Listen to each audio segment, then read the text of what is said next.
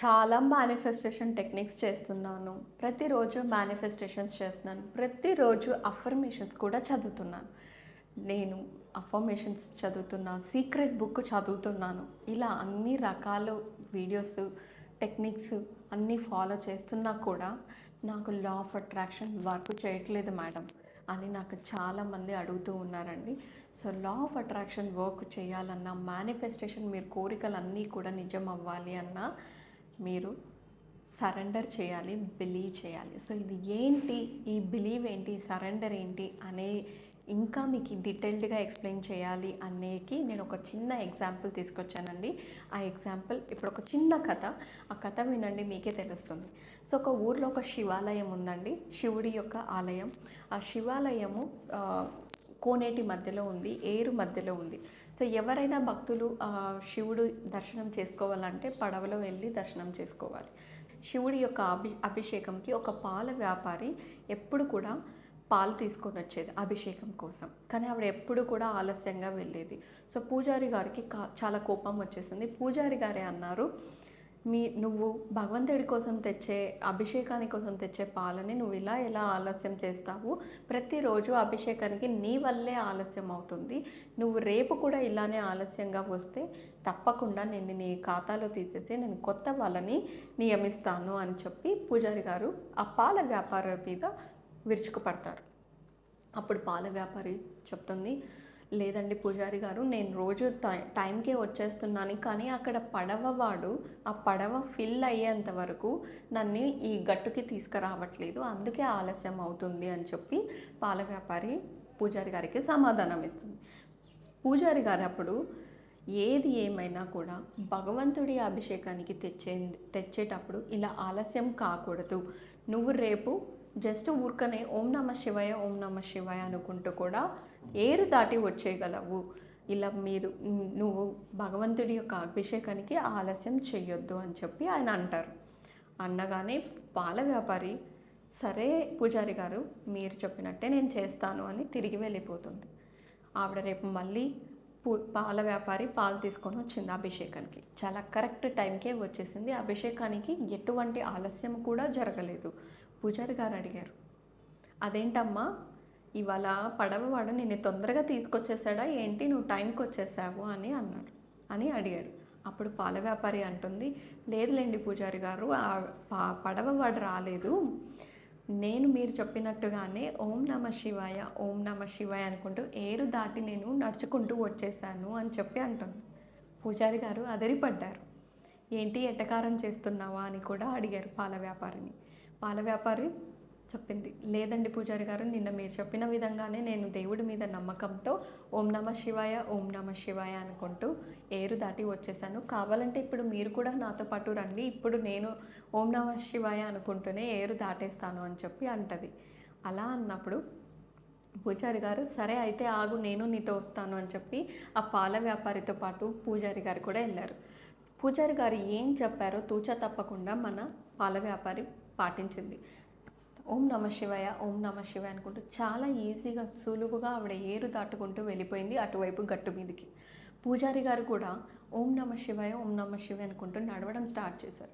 కానీ ఆయన 10 అడుగులు కూడా వేయలేరు, ఆయన వెనక్కి వచ్చేసారు. ఎందుకంటే ఆ నీటి పారేది ఆయనని నడవనీయలేకుండా చేసింది.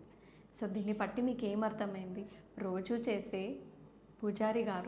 అభిషేకం చేసే పూజారి గారు ప్రతిరోజు ప్రతి క్షణం దేవుడి యొక్క సన్నిధిలో ఉంటూ దైవ స్మరణ చేస్తూ కూడా ఆయన ఏరు దాటి వెళ్ళిపోలేకపోయారు. ఎందుకంటే ఆయనకు నడిచేటప్పుడు ఇది నిజమేనా అనే భయం ఉంది.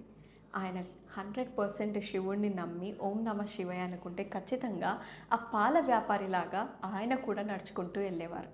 సో ఈ విధంగా రోజు శివనామ స్మరణ చేసే పూజారి గారే నడవలేకపోయారు. కానీ ఆవిడ మాత్రం దృఢమైన నమ్మకంతో, సంకల్ప బలంతో ఆవిడ చేయాల్సిన పని ఆవిడ చేసుకుంటూ వెళ్ళిపోయింది. ఓం నమ శివాయ అనుకుంటూ ఆవిడ ఇంటెన్షన్, ఆవిడ సంకల్పం ఏంటి, నేను టైంకి పాలని చేకూర్చాలి అనేది సంకల్ప బలంతో ఓం నమ శివాయ యాడ్ చేసుకుంటూ వెళ్ళిపోయింది.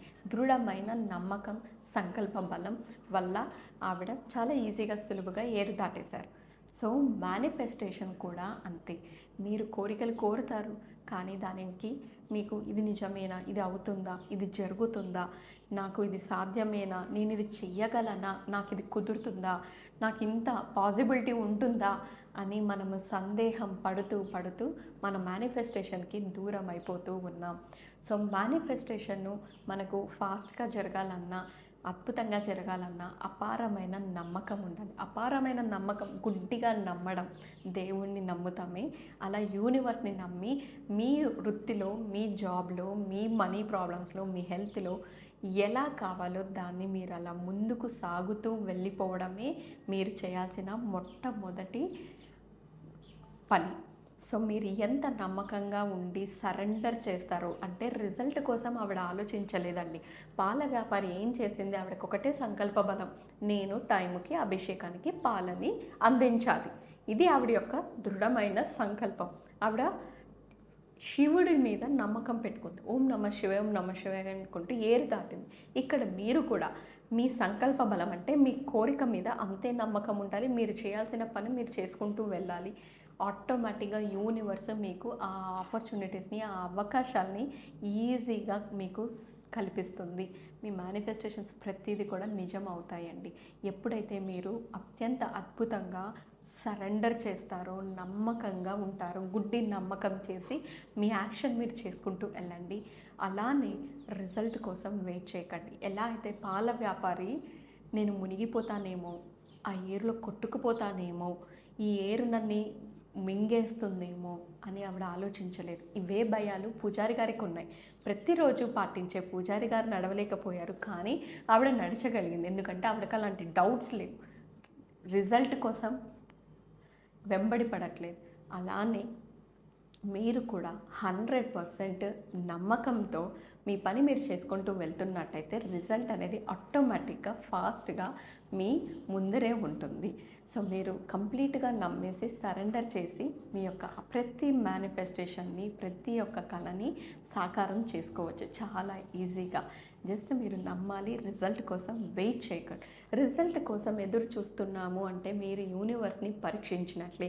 ఏ విధంగా అయితే పూజారి గారు భయపడ్డారు, వెళ్ళలేకపోయారు, ముందు అడుగు వేయలేకపోయారు, మళ్ళీ రోజు కూడా శివనామ స్మరణ చేస్తారు, కానీ ఆయనకి నడిచేటప్పుడు అమ్మో మునిగిపోతానేమో అనే భయంని ఆయన్ని ఆ గట్టు వీధికి తీసుకెళ్ళలేకపోయింది. ఆయన రిజల్ట్ కోసం చూశాడు, ఎందుకంటే నేను చేరుతానా లేదా అనేది. కానీ పాల వ్యాపారి మాత్రం రిజల్ట్ కోసం చూడలేదు. ఆవిడ చేసిన సంకల్పం పూర్తయిపోయింది, ఆవిడ చేసుకుంటూ వెళ్ళిపోయింది. అదేవిధంగా మీ మేనిఫెస్టేషన్లో కూడా అంతే అండి. అపారమైన నమ్మకం, అపారమైన సరెండర్, అంకిత భావంతో మీరు సరెండర్ చేసినట్టయితే మీరు ఇలాంటి మిరాకిల్స్, ఇలాంటి సక్సెస్ స్టోరీస్ ఎన్నో చూస్తారు, ఎన్నో మీ లైఫ్లో మీరు అనుభూతిని చెందుతారు. సో ఇలాంటి వీడియోస్ మీరు చూడాలనుకుంటే తప్పకుండా మీరు నా ఛానల్ని సబ్స్క్రైబ్ చేసుకోండి.